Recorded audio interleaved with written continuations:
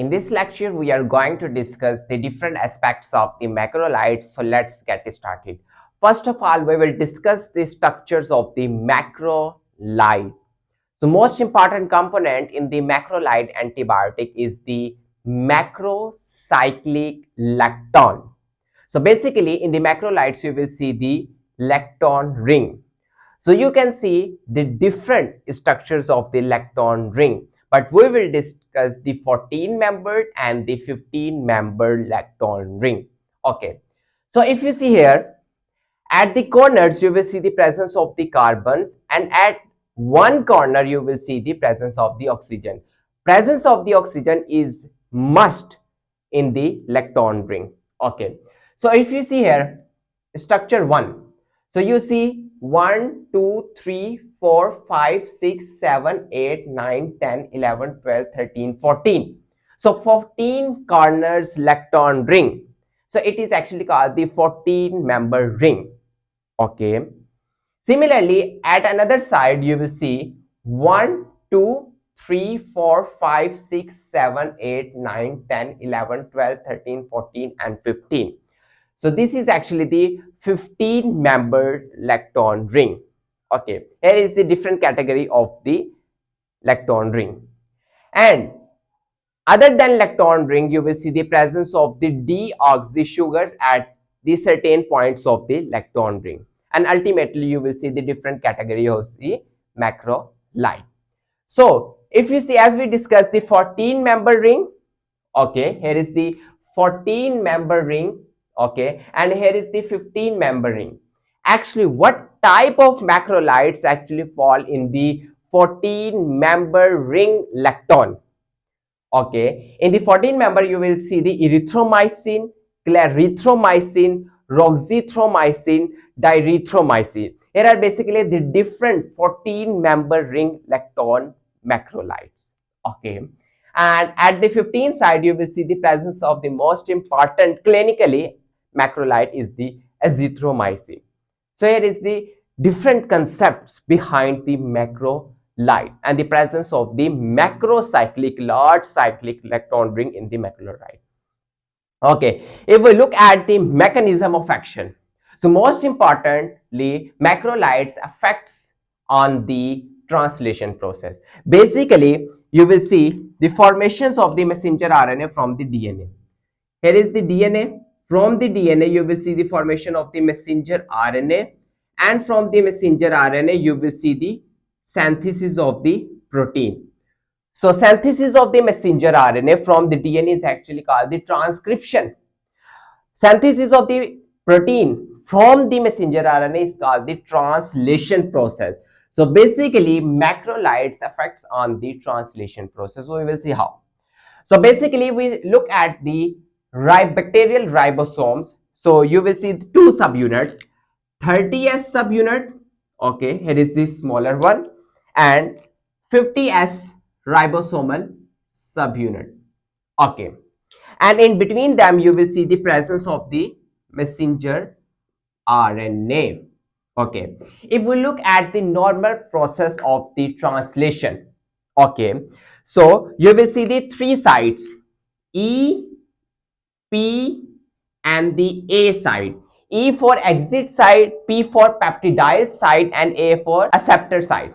Okay, so first of all, transfer RNA having amino acid will bind at the P side. Okay, so first of all, here is the transfer RNA having amino acid. Here is the amino acid will bind at the P side. Okay, next you will see another transfer RNA will bind or attach at the A side, or you can say acceptor side. Okay, having different amino acid.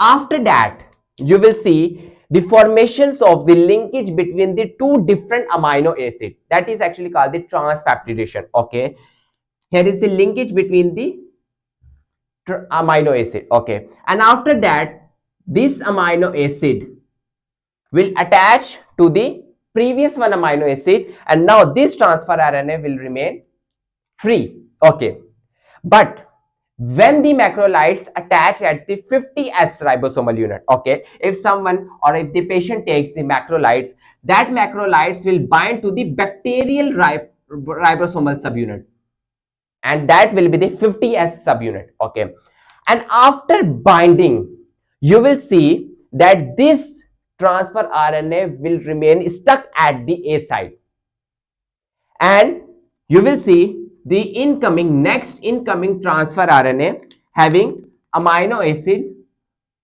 will not be able to bind at the A site. So it means that you will see ultimately you will see the stop of the translocation. Okay, so here is the stoppage of the translocation process. That is the important thing. So macrolides actually stop the translocation process, and ultimately you will see the stop in the synthesis of the protein.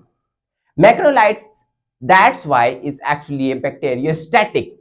But if the patient takes a large dose of the macrolides, then it can go towards the bactericidal effect, killing of the bacteria. Okay. Next, we will look at the resistance, how different bacteria develop resistance against the macrolides. Okay, so most important, efflux pump. You will see the presence of the efflux pumps to the bacteria. That is helpful in the expelling of the different antibiotics from the bacteria. So that is, if there is no antibiotic inside the bacteria, then there will be no antibiotic effect. Okay. Next, we will see the uptake. Reduce uptake of the antibiotic into the bacteria. Okay, if you see here, here is the bacteria. When you see the reduce in the uptake of the antibiotic inside the bacteria, then after that, when there is no antibiotic inside the bacteria, then there will be no effect of the antibiotic in that case. And reduce affinity, you will see the reduce affinity of the macrolide with the 50s subunit of the ribosome, and ultimately there will be no effect of the macrolide in that case.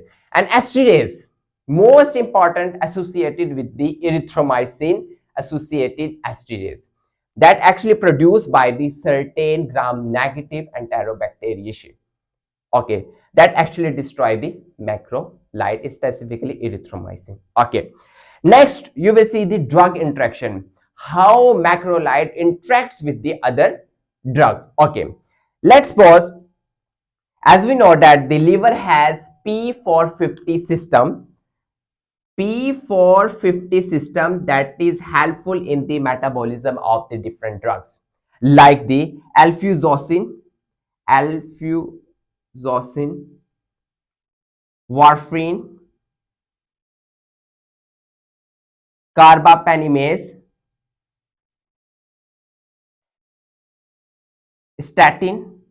So here are basically the different drugs, okay, that actually metabolized by the liver with the help of the P450 system and ultimately converts into the metabolites. And after that, these drugs can easily excrete from our body. But macrolides, certain macrolides like the erythromycin and the clarithromycin, here are basically the two most important macrolides that actually block this system, P450 system. After blocking of this system, then you will see there is no metabolism of the warfarin, carbapenemase and the statin. And ultimately, you will see the accumulation of these drugs inside the body, and you see the toxicity of these drugs. So that is the important thing. So please do not give the macrolides along with these drugs, because you can see the interactions between the macrolides and these drugs, because the effect of the macrolides on the liver P450 system. Okay, if we look at the pharmacokinetic, specifically absorption, so most important, erythromycin, clarithromycin, azithromycin, these are the three most important clinically used macrolides. Okay, so erythromycin is basically stomach acid susceptible. Stomach acid, or you can say gastric acid, can easily destroy the erythromycin. So erythromycin is actually given in enteric form, enteric cartridge form, or you can say esterified form of the erythromycin. Okay, but the clarithromycin and the azithromycin is basically stable in the stomach acid. These are basically stable in stomach acid, but erythromycin is unstable. Okay, but the absorption is good for all of them. Okay, food can interfere with the erythromycin and the azithromycin, but less you will see the food interact with the clarithromycin absorption. Okay, next if we look at the distribution, all these macrolides, erythromycin, clarithromycin and azithromycin actually accumulate in our liver. You will see the accumulation of the liver. So it means that liver function should be proper. Otherwise, you will see accumulations of these antibiotic inside the body. So be careful, and you can check the liver function through the LFT, liver function test. Okay. Azithromycin is poorly absorbed into the CSF. So it is another important thing which you have to remember about the distribution of the erythromycin. And most important, azithromycin. Azithromycin actually accumulate in the neutrophil, macrophages, fibroblast. Okay, due to the accumulation of the azithromycin in these cells, you will see the reduce in the plasma concentration of the azithromycin, because the azithromycin from the plasma starts accumulating in these cells, and ultimately the concentration in the plasma will reduce in case of azithromycin. And in case of excretion, so basically erythromycin and the azithromycin excrete through the bile, and the clarithromycin is actually excrete in the urine in that case. Okay, if we look at the different adverse effects, so most important adverse effects related to the macrolides will be the GIT disturbance.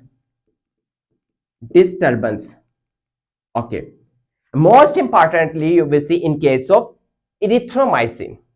So in that case, you will see erythromycin can cause severe GIT disturbance. So it actually increase the movement of the gastric content into the duodenum.